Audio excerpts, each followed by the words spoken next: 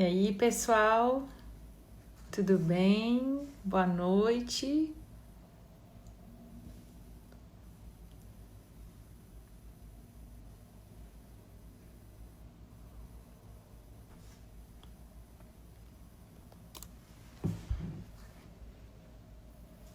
E aí, Thiago, boa noite. Esperar mais gente entrar, né? Acho que eu já vou chamar você, Thiago.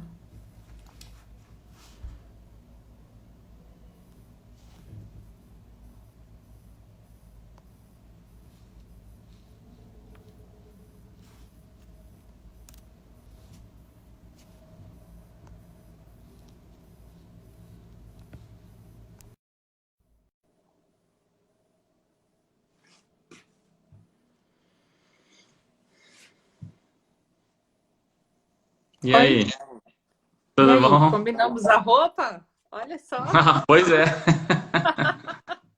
estamos de uniforme. estamos de uniforme. Pois é. Apesar que tinha que ser verde o uniforme, né? Do maio verde aí, de sem Pois glúten. é, verdade, né? Não Lembrei pensamos nisso. agora disso. Já que era para usar uniforme, né, Thiago? Tinha que ser a roupa verde do Maio Verde. Tem gente Verdade. entrando aqui, ó, que legal. A Beleza, Mariane, seu digníssimo irmão. beleza. Sempre prestigiando a gente aqui. Pois é. Então, né, vamos conversar um pouquinho. Tava relendo aqui as coisas que a gente combinou, tanta coisa interessante que a gente não sabe e precisa saber, né?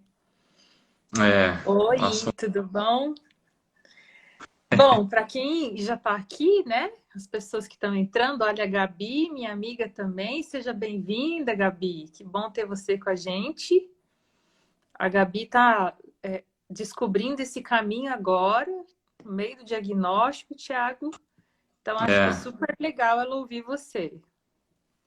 Que bom, Então, Gabi. Seja bem-vindo.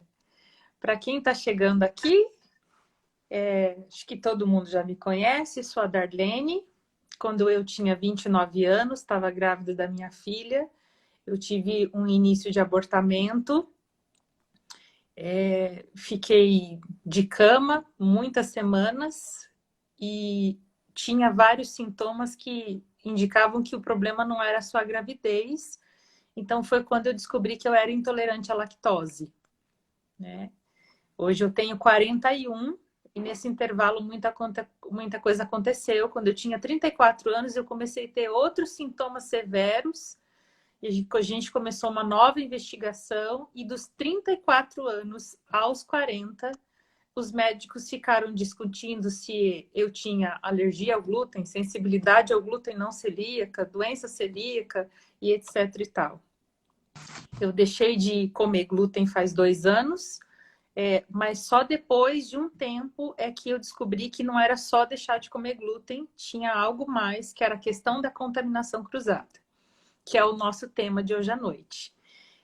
Maio é o mês da conscientização da doença celíaca, que é uma das doenças que tem fortíssima, íntima correlação com o consumo de glúten. É uma doença autoimune e ela é especialmente deflagrada pelo consumo, pelo contato com glúten. Muitos dos celíacos, inclusive, são intolerantes à lactose.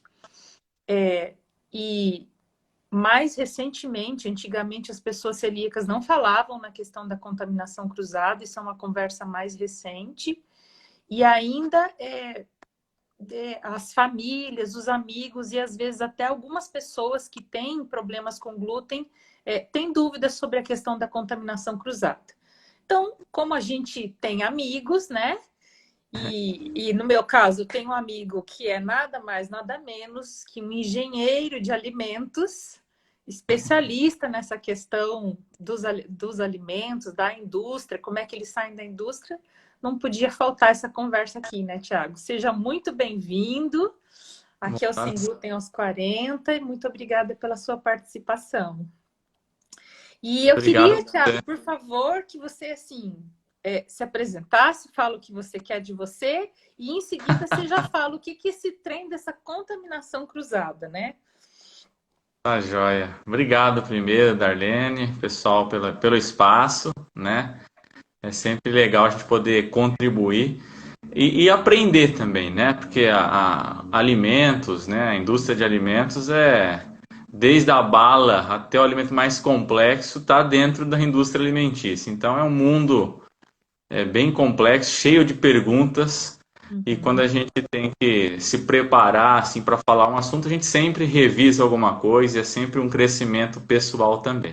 Então uhum. agradeço a oportunidade, Ah, né? eu que Como você agradeço. falou, sou engenheiro de alimentos, né? Tenho atuado como professor na área, fiz o mestrado na área também de ciência e tecnologia e estamos aí contribuindo hoje falando um pouquinho desse tema, né?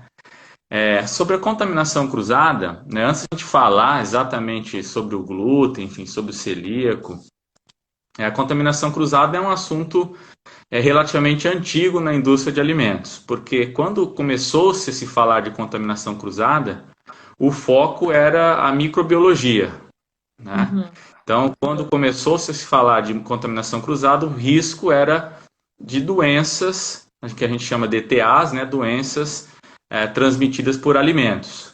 Então, uhum, quando o micro-organismo, seja ele patogênico, que pode gerar uma doença, ou deteriorante, que pode reduzir a validade de um produto, ele uhum, pode ser passado de um alimento para o outro dentro de um próprio processo de produção, por exemplo.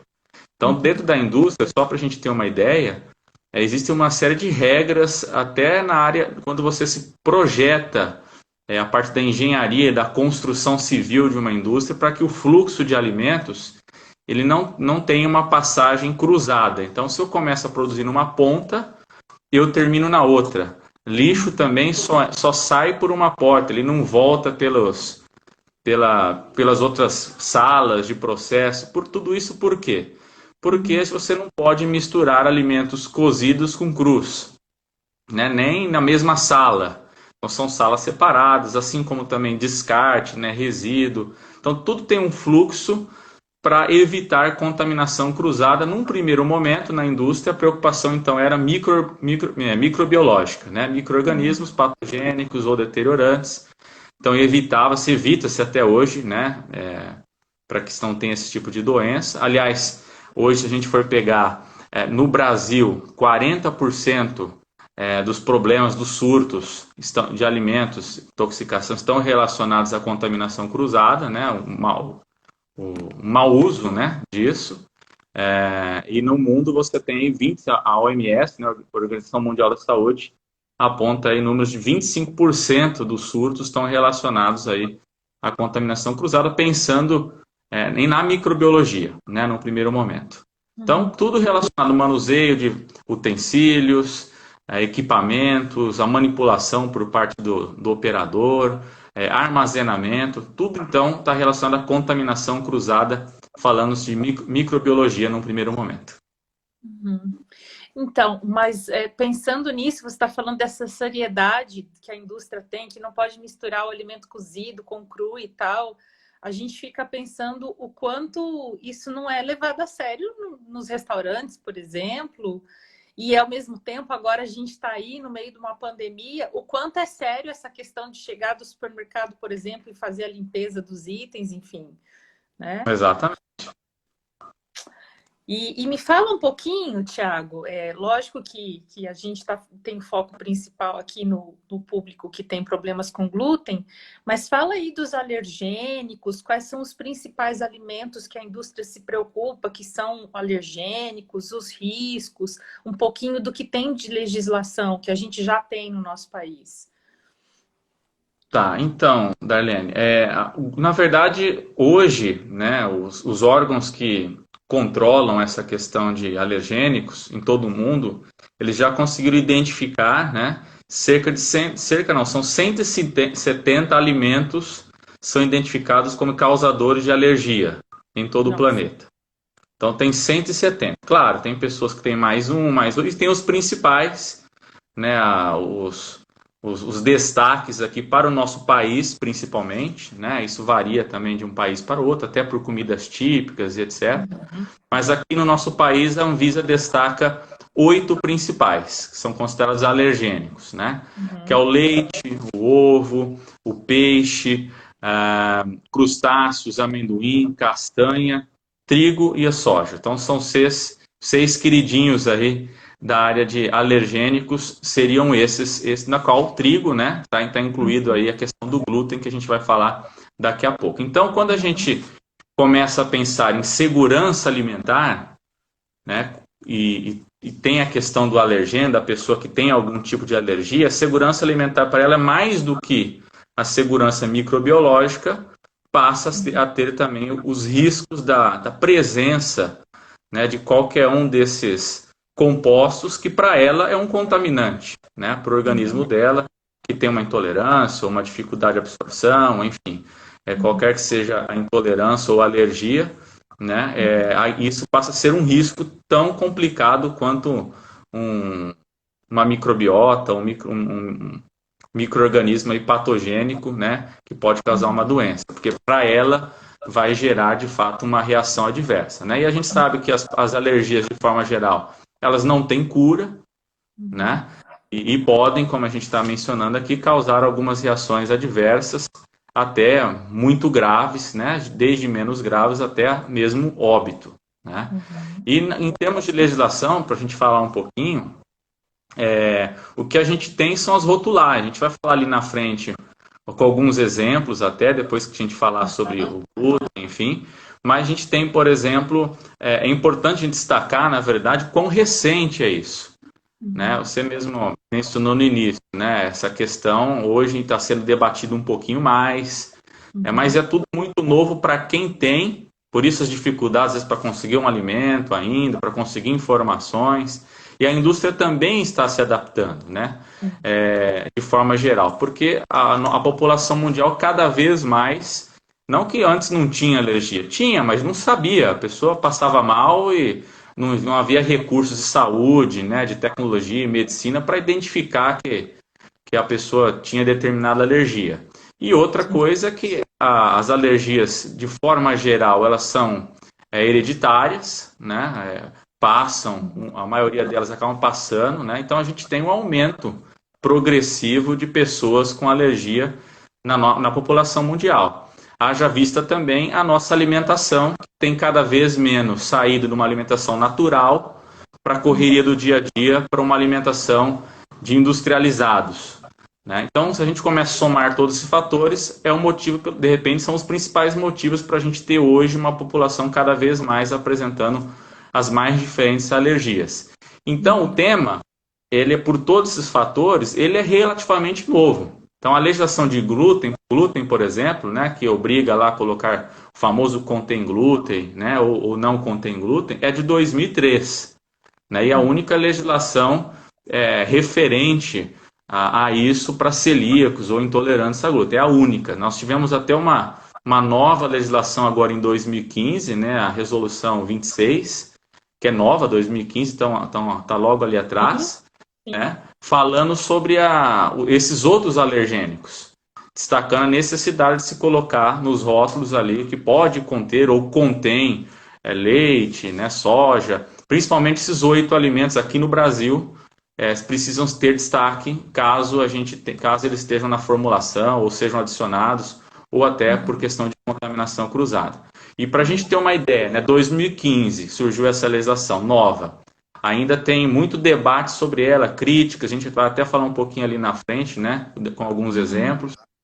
Na sequência, em 2016, que foi só em 2016 que a Anvisa criou, né, um plano, assim como tem um plano para controle microbiológico há muito tempo para a indústria, né, as chamadas boas práticas de fabricação, que você precisa ter em qualquer estabelecimento produtor ou comercializador de alimentos, tanto a indústria quanto a lanchonete. A gente chama de boas práticas de fabricação, um manual já antigo que trabalha isso. Agora a Anvisa tem também um plano, né, de controle de alergênios, mas isso é de 2016.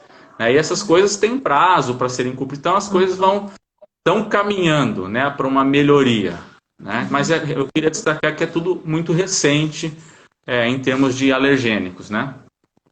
E interessante, você falou, mencionou isso na sua fala agora, que a gente tem os intolerantes e a gente tem os alérgicos, né? A doença celíaca, em especial, que é o grande bandeira que a gente levanta neste mês de maio, ela não é uma alergia. A gente tem Perfeito. pessoas que têm alergia a trigo, mas a doença celíaca, ela tem a ver com glúten. Daqui a pouco você vai explicar um pouquinho mais que glúten não é só trigo, né, Tiago?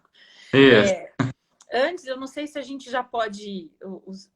só vou mencionar uma pergunta aqui da Ariane, daí você vê se responde agora, responde daqui a pouco dentro da nossa pauta. Mas é uma pergunta, assim, que eu sempre fico me questionando e vejo muitas pessoas que têm doença celíaca, intolerância à lactose e alérgicos com essa insegurança, né? Ela está perguntando assim, ó, por que alguns produtos têm diferença de composição quando muda a embalagem? Por exemplo, a maionese Hellmann's em bisnaga tem glúten, mas a maionese Perfeito. Hellmann's do vidro, né, que agora é de plástico, ela não tem. Eu já Tá. percebi isso também. Como é que é isso? Tá. A gente acredita ou não acredita? Não, pode acreditar. Eu vou responder isso a hora que a gente estiver dando até exemplos. Tá Eu vou bom. até citar a questão do. Aí você me lembra desse da maionese, eu vou citar até a questão do Nescau, do achocolatado, que quando ele está em Legal. pó contém glúten, e quando ele está líquido, como todinho, enfim, não É contém glúten. verdade, também não tem. Ariane, Aí a então gente fica vai. aqui com a gente, porque eu também tenho Isso, vamos muita segurar a curiosidade. Ariane aqui com a gente. E daí, às vezes, a gente não compra o produto que fala, não, vai que tem, porque o outro tem, enfim.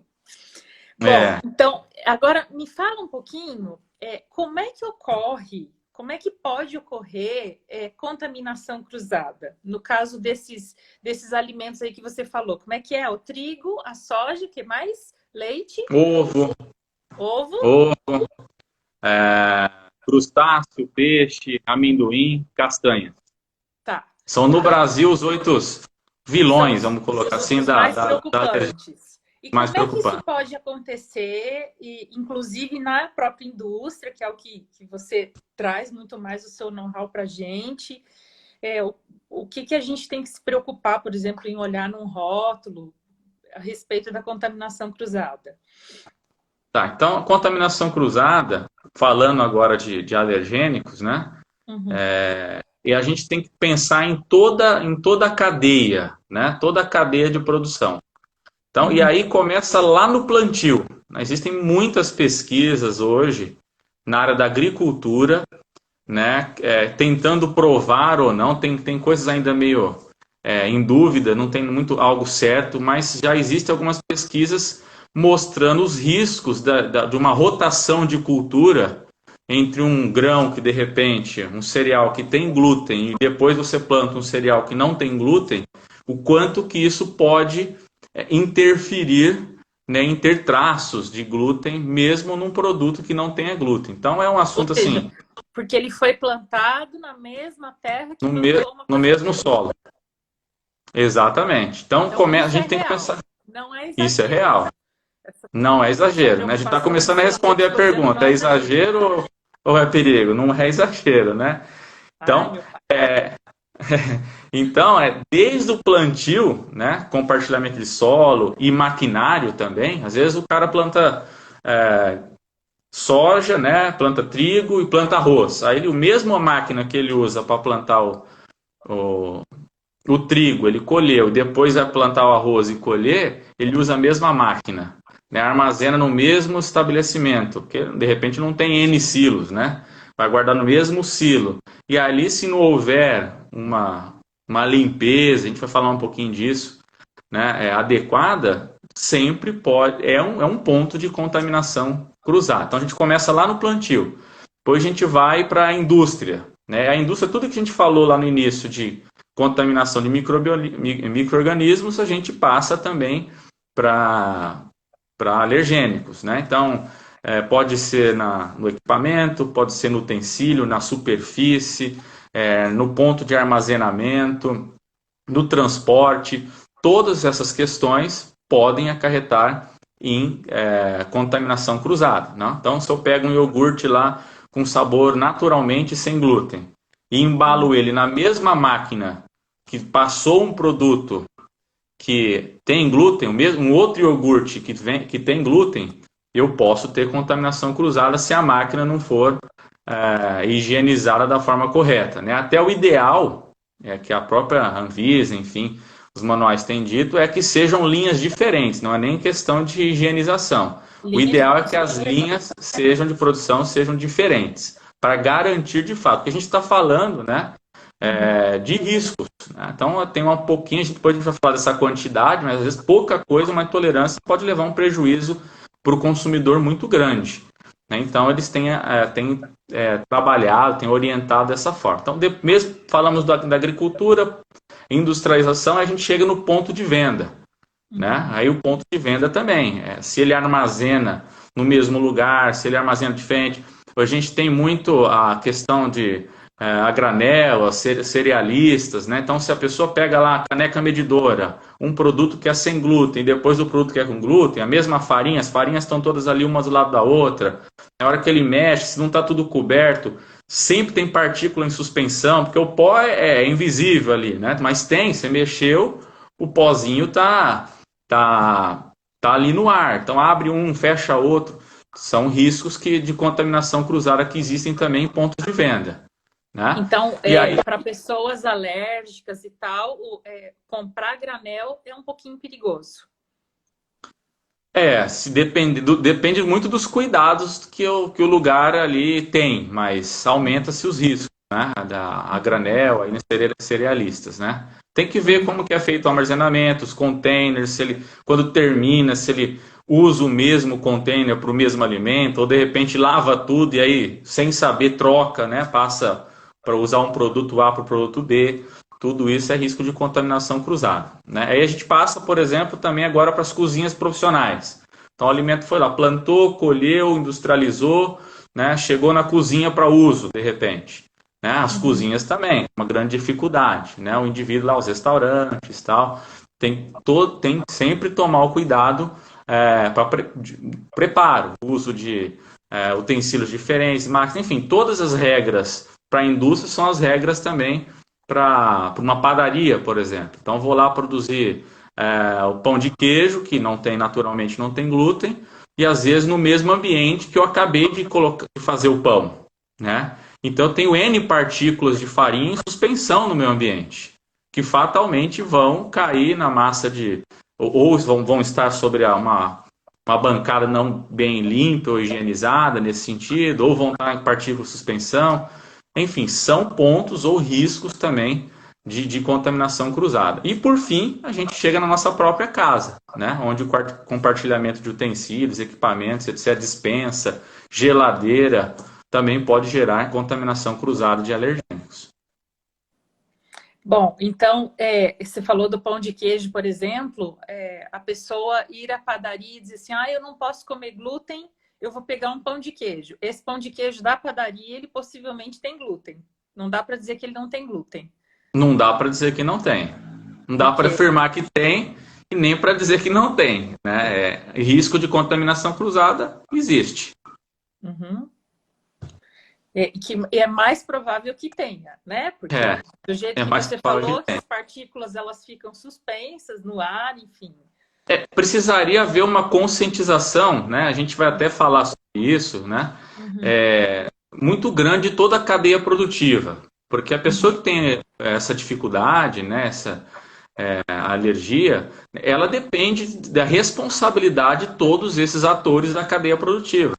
As pessoas estão, quanto mais ter conhecimento, às vezes a pessoa está lá, ela não tem esse conhecimento, ela acha, até na hora de falar, não, pode comer tranquilo que não tem glúten. Né? Ela não faz ideia de que ela precisaria, de repente, fazer os produtos com glúten num dia e os sem glúten no outro dia, após uma limpeza, né? Então 24 horas depois, sei lá, 10, 12, um tempo depois, né? Dá uma acalmada, de repente, nas partículas suspensas, enfim, para poder manusear outro tipo de produto.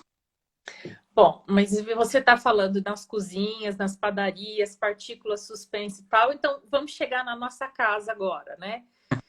Se eu tenho pessoas intolerantes ou alérgicas em casa, sensíveis ao glúten, celíacos, enfim, quais são os perigos e os cuidados? né, nessa questão da contaminação cruzada. Por exemplo, um celíaco, quando ele recebe o diagnóstico, junto já vem as orientações da tal da tripla lavagem, do uso de forno.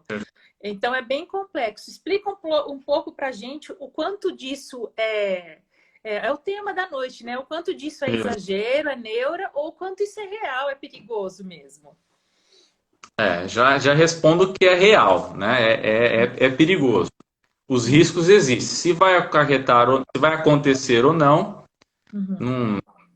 a pessoa vai ter que pagar para ver, né? Mas com certeza o risco existe. A gente tem que pensar em tempos de coronavírus, né? Que o glúten ele é invisível igual o maldito coronavírus, né? A gente não sabe onde ele está, né? Então, tá no utensílio lá que aparentemente está lavado, mas pode ter lá o contaminante do glúten, né? Resquícios na superfície, um cantinho da pia, um equipamento que usou, o liquidificador, a batedeira que usou para um produto que tinha glúten e você vai fazer um sem glúten. Enfim, tudo isso é passivo de contaminação cruzada, né? Então a limpeza e a higienização tem que ser constantes. Panelas, pratos. Na verdade, o ideal, né, o que se prega, né, o que se fala use um grupo de itens para uma coisa e outro grupo de itens para outra coisa. E, se possível, vamos entrar todo mundo, né, que seria o mundo ideal, né, para o celíaco, vamos entrar todo mundo nessa e não vamos consumir, dentro do possível, alimentos que tenham glúten. Vamos fazer aqui a nossa casa aqui livre disso. Aí sim, você, de fato, reduziria as chances de risco mesmo, né? Mas, por exemplo, você falou da tripla lavagem. A tripla lavagem não é apenas uma questão de, não, vamos lavar bem, vamos lavar de novo e de novo só para remover, né? O glúten, ele é composto, a gente vai falar daqui a pouco sobre ele, mais quimicamente falando, mas ele é proteína, né? Um conglomerado de proteínas. E tem proteínas que são, dentro do grupo do glúten, que são solúveis em água, tem proteínas que são solúveis em álcool e tem proteínas que são solúveis em ácido. Então a tripla lavagem, ela tem lá o vinagre, ela tem a água com sal, ela tem o álcool, ou seja, cada etapa visa a remoção de um grupo de proteínas presentes no glúten, né? Então não é uma invenção maravilhosa. Porque o coronavírus, se a gente passar bem o álcool 70, ele sai. O glúten não, né? O glúten, só esse não. O glúten tá mais difícil que o coronavírus, não é fácil não. Então. Isso aí, Vitor. Bem-vindo ao meu mundo, né, Darlene? Pois é, o nosso mundo de muita gente aqui que está assistindo. De muita gente. Então, a tripla lavagem, ela não é frescura, né? Ou só lavar muito bem. Se eu lavar muito bem na primeira vez, não preciso lavar 3 vezes? Não. Então, ela tem essas funções de quimicamente remover os mais diferentes tipos de proteína que estão presentes no glúten, né? Você citou aí a questão do forno, né? O forno entra a mesma questão. São partículas de suspensão que podem ficar ali dentro. E tudo que está em alta temperatura favorece reação, favorece contato, né? A gente acelera reações esquentando leite, esquentando chá, para o chá poder, para a folha poder, para infusão, né? Diluir, por exemplo, na água quente, a gente coloca a folha na água fria. Então a temperatura ela favorece reações. Então a questão do forno nada mais é do que também a questão de ter partículas em suspensão, se você usou o forno para um produto com glúten e na sequência usar um forno para um produto sem glúten. O ideal é você ter 2 fornos, né? O pessoal estava vendo algumas dicas, né? O pessoal fala de ter um forninho elétrico menorzinho para fazer os produtos sem glúten, né? Ou então fazer primeiro o produto com glúten, né? E depois o sem glúten para fazer um novo sem glúten seria primeiro sem glúten, desculpe, depois o com glúten, e para fazer novamente um sem glúten esperar 24 horas. Tá. Mais ou menos são as orientações que os órgãos ou os grupos que têm estudado isso têm feito, né? E então, até equipamentos, né? Equipamentos, por que o pessoal fala para trocar, às vezes, né? Porque às vezes tem partes que a gente não consegue lavar, né? De repente um fio, uma parte de motor, que pó tá ali na batedeira ou do liquidificador. Então o pó que estava ali do glúten, que eu usei parte da minha vida e agora eu descobri que eu não posso usar mais, ele não vai conseguir ser removido. E pode ser Batedeira um ponto daquela de de motor contaminação aberto, cruzada. por exemplo, né? Exatamente. Então, assim, revisando para o pessoal que chegou agora. Então, primeiro que você está contando para a gente que a contaminação cruzada não é neura, ela é realidade, ela é um perigo mesmo, né? Quem não tem condição de ter outro forno e a família não está levando uma vida 100% sem glúten, precisaria sempre assar primeiro as coisas gluten-free, depois as coisas com glúten, e se for fazer alguma coisa gluten-free, 24 horas depois, é isso? No mesmo forno? 24 horas depois. Por É causa o da que, suspensão dele. por causa da suspensão de partículas. E a tripla lavagem, por que não resolve se você tem um amigo, um familiar que é celíaco, que é sensível ao glúten, que é alérgico ao trigo, não adianta você simplesmente lavar o prato, passar álcool 70, precisaria todos os utensílios ser submetidos à tripla lavagem. A tripla lavagem, o Thiago falou, né, Thiago? É um processo que envolve o uso normalmente de vinagre, sal, É detergente. água com sal, depois acho que é vinagre. Eu não lembro a ordem do segundo e terceiro, mas tem uma solução de vinagre e Normalmente álcool. são o que eu aprendi são 3 lavagens de detergente com vinagre e sal ou bicarbonato com esponjas diferentes, Pontos né? diferentes, bem E lembrado. misturas diferentes e por último ainda a aplicação do álcool 70, né? Perfeito. Então é um processo. Quem está entrando nessa vida agora é desafiador. O pessoal que é da família, que é os amigos e quiser fazer mutirão na tripla lavagem de quem recebeu um diagnóstico, é bem-vindo. Agora, me conta dessa questão também de equipamento de casa, Thiago, como é que é, por exemplo, você já falou de batedeira, que é praticamente impossível, né? Porque ela tem aquele motor que tem aquelas frechinhas assim. E, por exemplo, plástico, tem produto que é mais fácil remover o glúten e outros não? Que beira o impossível? Sim, sim. Tudo tem a ver com porosidade, né? Hum, Isso vale na indústria para micro-organismo e vale para alergênico também, para qualquer sujidade. Então, por que uhum, que as tubulações da indústria são de aço inoxidável? Porque além uhum, dele não aguentar maior corrosão, obrigatoriamente qualquer indústria que vá lidar com alimento, tudo é ácido inoxidável. Né? Para a questão de sanitização, ela aguenta lá detergentes, ácidos e não corrói. Né? E porque a laminação dela, né, ela não tem textura, não tem rugosidade. Não tem nenhum produto que tem rugosidade de zero, né? Mas é uhum, uma rugosidade mínima. Né? Então, quanto mais a sua embalagem, sua superfície, as coisas que você estiver utilizando, for mais liso, menos rugoso possível, uhum, maior a chance, mais a facilidade da gente conseguir limpar. Né? uhum. Inclusive coisas de madeira, porosas, é bom, não tem nem como lavar. Né? Não, Tá, não, tem que não tem jeito de descartar. tirar, tem que descartar. Tá bom. Então, uma pessoa que recebeu o diagnóstico agora, por exemplo, vai ter que preparar a cozinha dela ou separar os itens dela na cozinha, tira tudo que é de madeira, tira tudo que é mais poroso, porque isso aí não tem. Você pode fazer tripla lavagem que não resolve. Dentro Não dessa resolve. questão de contaminação, olha, a Deise está perguntando para a gente em relação ao micro-ondas. Dá para compartilhar micro-ondas? Como é que é? Mesma coisa do forno. É o mesmo princípio, né? Até tá certo que o micro-ondas vai ficar relativamente um tempo menor, mas é a mesma coisa. Vai sofrer aquecimento e você tem aí uma chance de ter partículas de suspensão e ter contaminação cruzada também. A gente tem que pensar que, assim, a gente às vezes a gente não enxerga o flavor, né? O cheiro das coisas, enfim, mas toda vez que a gente sente cheiro de alguma coisa, são substâncias que estão se desprendendo do alimento, substâncias voláteis, né? E carregando com elas outras coisas. Então, o cheiro sempre é um componente químico que está saindo do alimento. Né? A gente chama de substâncias voláteis. Então, o Uhum. micro-ondas também tem substâncias voláteis. Coloca lá também, gera cheiro por conta de aquecimento e tudo mais. Então, também o micro-ondas também tem essa questão igual ao do forno, né? Esse risco também. Ele é Escuta, gente, menor por tempo de exposição, mas há o risco. A gente mas pensar em tem o eliminar risco risco, também. Escuta, a gente falou bastante de comida e ainda é um pouquinho, isso é uma discussão mais recente, assim, cosmético, como é que é? Pode ter glúten? pode.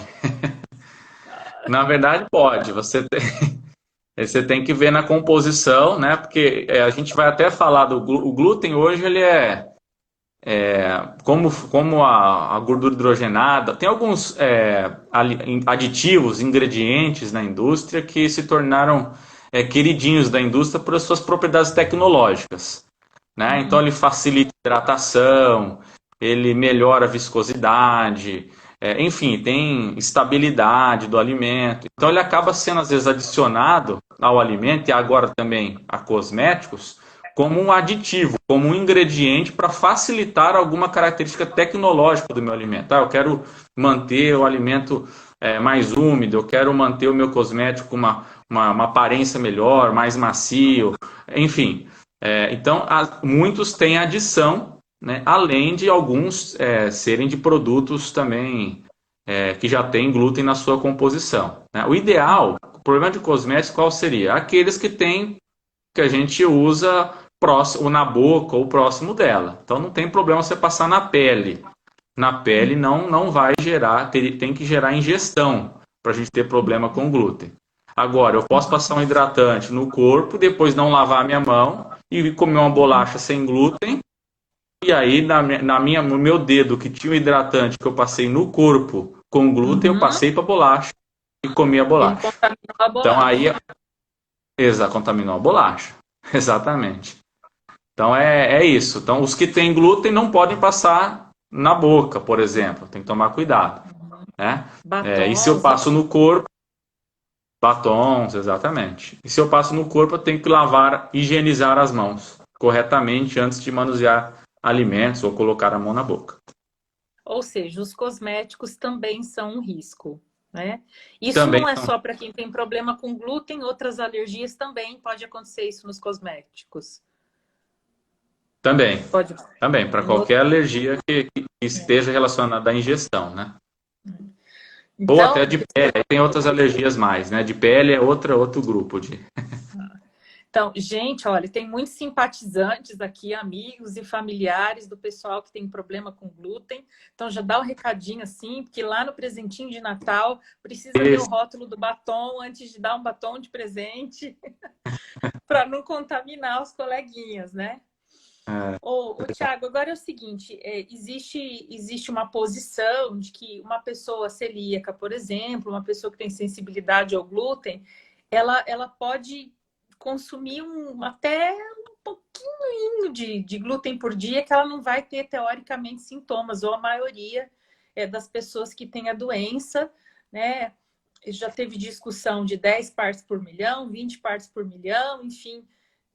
O que significa isso, assim, na prática?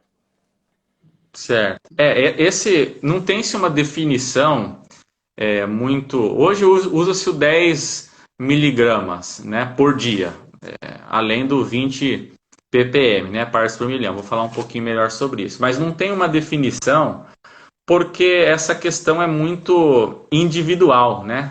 Tem Uhum. pessoas que têm maior sensibilidade, outras têm menor sensibilidade, né? São organismos, indivíduos diferentes, né? Tem a questão dele ser acumulativo também, então não adianta eu falar, é tanto, mas aí eu vou comer aquele tanto de um produto e um outro produto tem mais um tanto e mais um outro negócio indireto de outro produto e a hora que vê eu já consumi uma quantidade maior. Então, o que se fala em relação a isso é os 10 gramas, por exemplo, as 10 gramas por dia, Uhum. né? Que para a gente ter uma ideia do quanto que é isso, né? Que a gente às vezes 10 pensa, gramas ou beleza, então, miligramas, Thiago? Só, Thiago. miligramas, 10 desculpa, miligramas.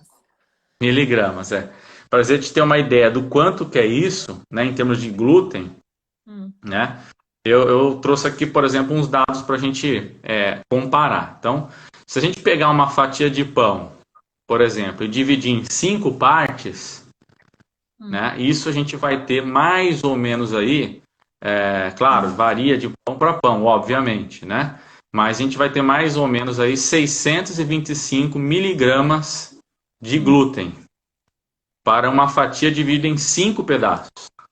Então, se eu pego uma fatia e divido em 5, esse pedacinho, esse 1/5, tem 625 miligramas, ou seja, são 60 vezes mais do que o celíaco pode consumir de glúten, por exemplo, baseando-se nessa taxa de 10 miligramas.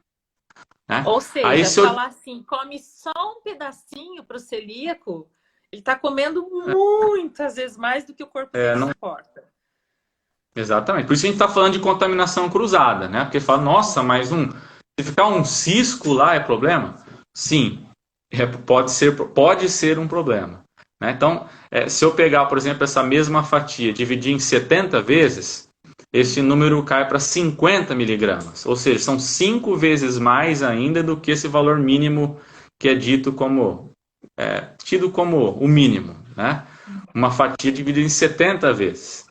Então, se eu pegar uma fatia e dividir, só para a gente imaginar, né, em 145 vezes, aí esse valor cai em se é que é possível, né, a gente fazer esse experimento em casa, dividir em 145 fatias, pedaços, que são chamadas migalhas, vamos chamar de migalhas, né, a gente vai ter de 25 a 30 miligramas de glúten nessas migalhas. Nem se fosse só migalha, não é para comer. Nem se for só a migalha. Então, a migalha que a pessoa da sua casa está comendo do lado com pão pode ser um contaminante, assim, de levar ao máximo, de ultrapassar o máximo seu de glúten por dia, por exemplo. Né? Agora, essa questão do partes por milhão é um número que há muito tempo na Europa se definiu isso, no Brasil mesmo não se tinha.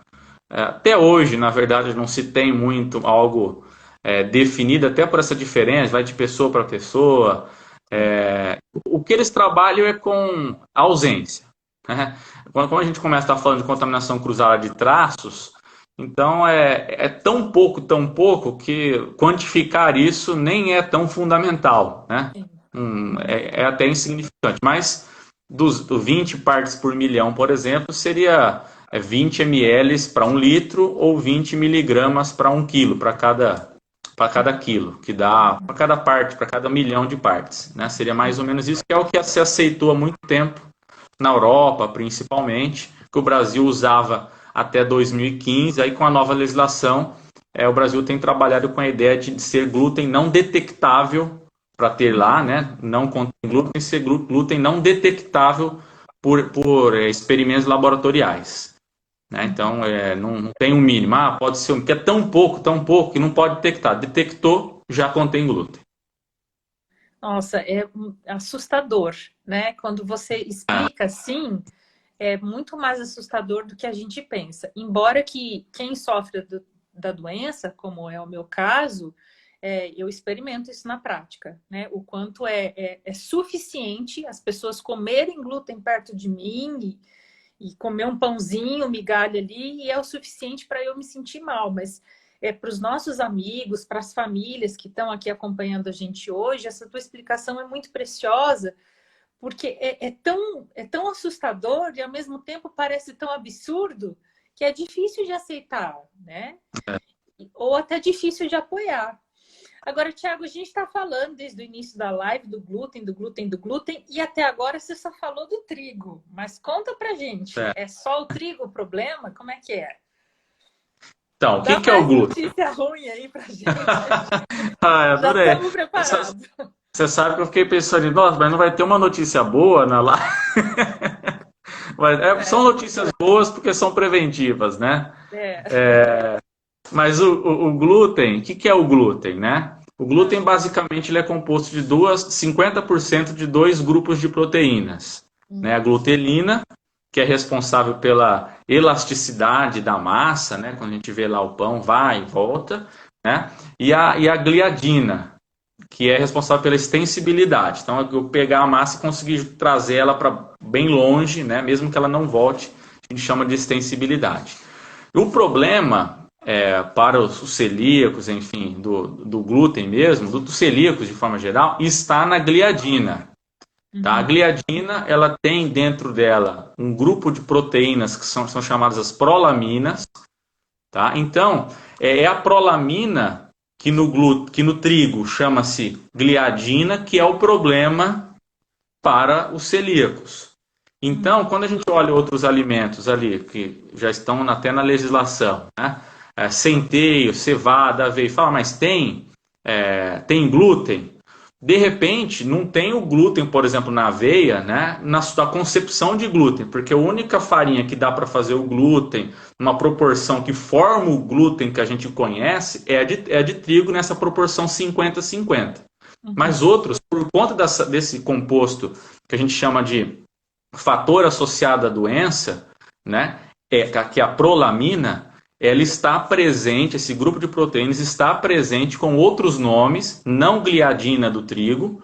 Né, eu até marquei aqui, olha, no centeio ela chama-se secalina, dessas prolaminas. Na aveia, avenina e no cevado ou malte, né, que é o derivado, chama ordeína. Então, esses três grupos de proteínas aí, onde que contém as prolaminas, que são os fatores associados ao celíaco. Só para a gente ter uma ideia, o glúten, por exemplo, ele tem 75%, né, em massa de proteínas. Desses, 50% é a prolamina. Ou seja, por isso que ele é o vilão, né, o principal vilão lá, de todos. Se a gente pega a aveia, por exemplo, a gente já tem algo em torno de 5%, até 10% de avenina, que é esse fator, onde tem prolamina, que é esse fator. A aveia, na verdade, a gente pegar ela, né, ela tem muitos estudos até contraditórios. Tem uns estudos que mostram que a aveia, pela quantidade ser muito pequena, e também por ser proveniente de outra fonte, né, isso biologicamente, quimicamente falando, tem uma estrutura um pouquinho diferente. Então ela vai reagir no organismo diferente também. Então não é todo mundo que tem. Talvez o problema da aveia seja mais a contaminação cruzada do que propriamente dito a avenina, né, que é esse fator associado à doença aí das prolaminas. Mas de qualquer forma tem também a prolamina com outros nomes aí, né? Não como nome de glúten. Então fala, tem glúten? Não, como glúten formado, gliadina e glutelina, não tem. Né? Por isso que em vários lugares a gente pesquisa e fala, não tem glúten na aveia. Mas tem o fator associado, que é a prolamina, que é chamada de avenina na aveia. Esse ele tem. Que pode dar ou não. Enfim, a gente volta a falar aquela questão, né? São riscos. Isso Sim. pode acontecer. Então a pessoa está sob risco se consome, tá? E aí, só finalizando a questão do glúten, né? Além de todas essas questões do trigo, como eu mencionei anteriormente, o glúten ele é um grande aditivo tecnológico para a indústria.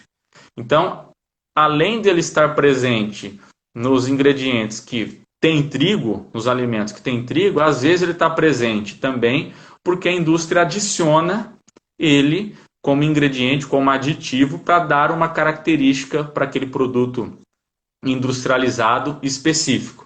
E é por ele se tornar um ingrediente tão importante tecnológico na indústria, que em 2003 surgiu aquela lei 10.000 alguma coisa, que fala do contém glúten e não contém glúten para obrigatório na embalagem. Foi a partir disso, desse crescimento de uso pela indústria, não só como fonte de glúten, mas pela adição intencional desse ingrediente, que a indústria, que os órgãos então estabeleceram essa legislação, para ficar, porque senão se falar, isso aqui é de trigo, tudo bem, não como. Mas e o que não é de trigo e tem glúten porque a indústria colocou? Eu não sei. E aí entrou então essa legislação por conta disso, tá? Então, por isso que os nossos vizinhos argentinos, eles geralmente têm nos rótulos aquele selinho de Sintac, porque é sem trigo, sem aveia, sem cevada, sem centeio.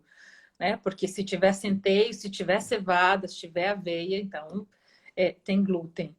E é bem importante esclarecer isso, porque às vezes a pessoa com o maior carinho do mundo, né, ela faz um bolo, por exemplo, para um celíaco e fala assim, olha, eu descontaminei tudo, fiz tripla lavagem e tal, e o bolo é de aveia, por exemplo. Né? E daí É importante entender isso, a mesma coisa da cevada, do centeio, né? Que são igualmente problemáticos. E aqui a contaminação cruzada, Arlene, eu mencionei da aveia, né? Ela acontece porque onde a indústria beneficia o trigo, às vezes beneficia a aveia, a farinha, beneficia. Quem produz uma coisa tem equipamento para triturar, para moer quase todos os outros grãos. Então essa é a grande questão e a grande dificuldade de se ter produtos, né? Agora a indústria tem olhado, né? Aliás, é um movimento muito grande, né, da indústria hoje, na área de pesquisa. Você vai nos grandes centros de pesquisa, hoje são os produtos veganos e os produtos para alergênicos. Hoje são os grandes centros de pesquisa na Europa, e o Brasil segue essa tendência, né, e na América, são desses tipos de produtos. Produtos veganos, né, esses componentes aí, esses aditivos, para você substituir proteínas, que dão características específicas aí para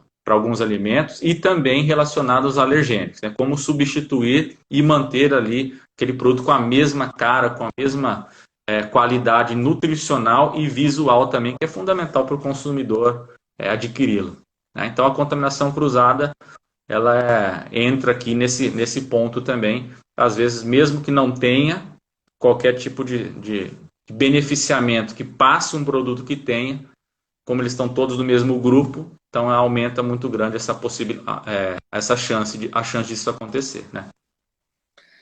Nossa, Tiago, e tem bastante gente chegando aqui agora. A gente já está chegando no final da live, está muito boa a nossa conversa. E diante de tudo que você falou, como é que fica então essa questão de rotulagem, né? As inconsistências, como é que a gente faz para interpretar os amigos, a família, o próprio alérgico ou o próprio celíaco? Como é que faz? Que cuidados tem que tomar em questão da rotulagem? E daí acho que chega a hora da gente voltar lá na pergunta que a Ariane fez, né, Ariane?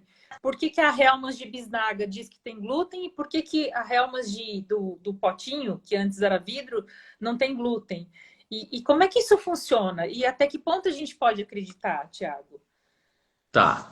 Então, veja, a questão a legislação, que foi até essa legislação de 2015, né, ela começou a obrigar a indústria a colocar, quando qualquer alergênico é adicionado intencionalmente, né, como parte de ingredientes, ela tem que colocar lá, contém, né, alérgicos, contém tal coisa, ovo, leite, até o leite, por exemplo, contém leite, né? Até é estranho, você pega a caixinha de leite, leite puro e contém leite. É uma obrigação de rotulagem que a indústria tem que cumprir. E quando pode acidentalmente, a gente está falando então de contaminação cruzada, né, que a gente já definiu, acidentalmente pode ter, por beneficiamento do mesmo equipamento, bancada e tudo mais, e até a embalagem, né, aí eles têm que colocar lá, pode conter ou podem conter, alérgicos podem conter. Então, é ali que a gente verifica, né, se tem ou não um item alergênico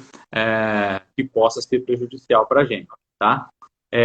Qual que é o problema? Ou algumas coisas que acontecem. Então, o exemplo aqui da maionese e do Nescau, por exemplo, que eu trouxe aqui também.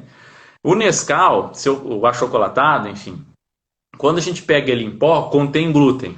Por quê? Porque ele é beneficiado no mesmo lugar, de repente, que a farinha láctea, que outros alimentos lácteos em pó que tem o glúten ou que tem, no outro caso também, outros alergênicos. No caso, a gente está falando especificamente do glúten agora, né? E quando ele pega esse achocolatado sem a necessidade, porque veja, se eu vou embalar ele, produzir ele como chocolate em pó, ele vai ter que ter uma durabilidade, ele vai ter que ser vendido, ir em caminhão para todos os postos de venda, chegar na casa do indivíduo, até o indivíduo usar, onde ele abre, tem que manter a característica, não pode abrir e ficar criando grunhos, né, que a gente chama de groscopicidade, ele fica duro, não. Então ele tem um monte de aditivos ali para manter essa qualidade do produto, né?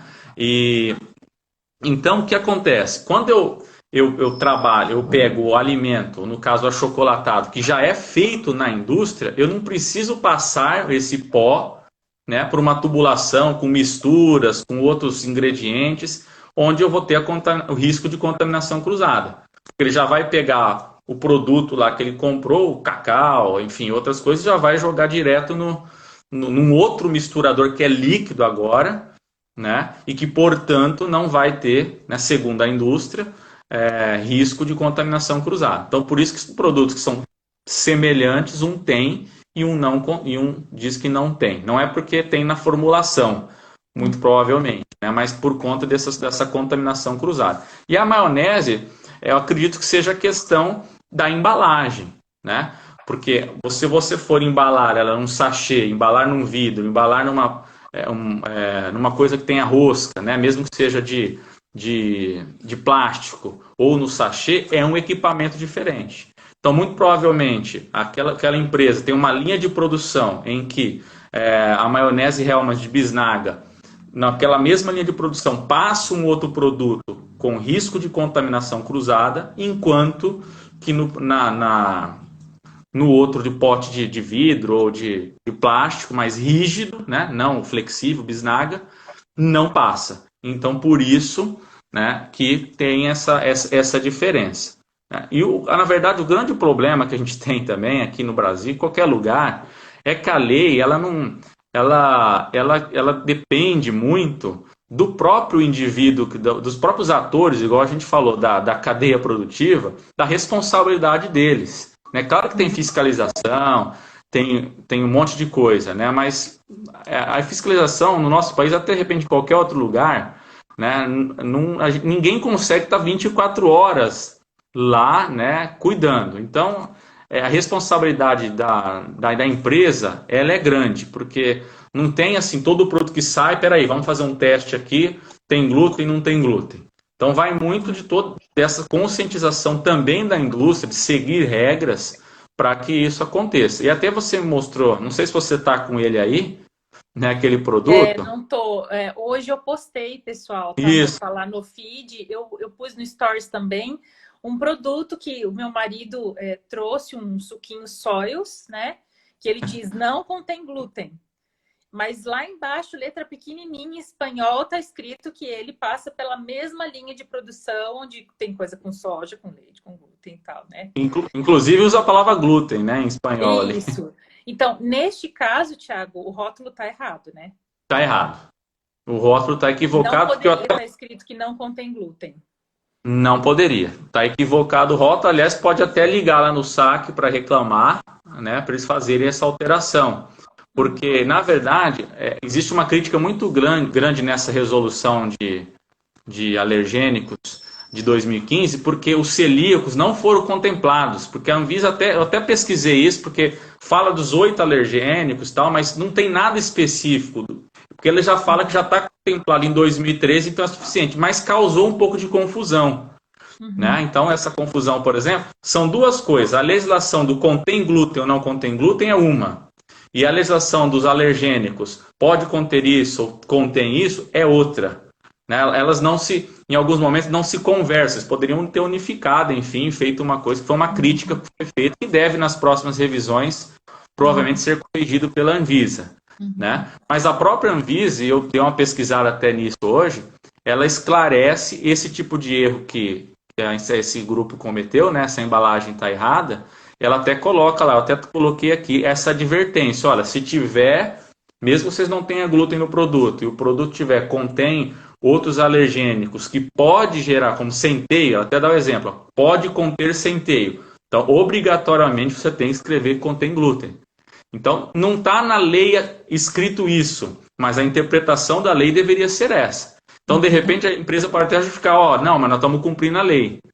Né? Mas a orientação da Anvisa, de repente até ela corrige isso numa próxima atualização, ela orienta que esse rótulo está equivocado, porque tudo que causa confusão para o consumidor está errado, né? Tem que ser claro. Tiago, muito importante você falar isso e acho que isso é uma das principais justificativas porque a gente precisa divulgar essa doença, mesmo quem não é portador dessa doença, porque o quanto esse grupo de pessoas, que não é pequeno, né, falam em 1% da população. 1% da população brasileira é muita gente. O quanto esse Sim. grupo não está contemplado, né? E quantos riscos esse grupo corre. Nós temos 30 segundos de live e a live vai encerrar.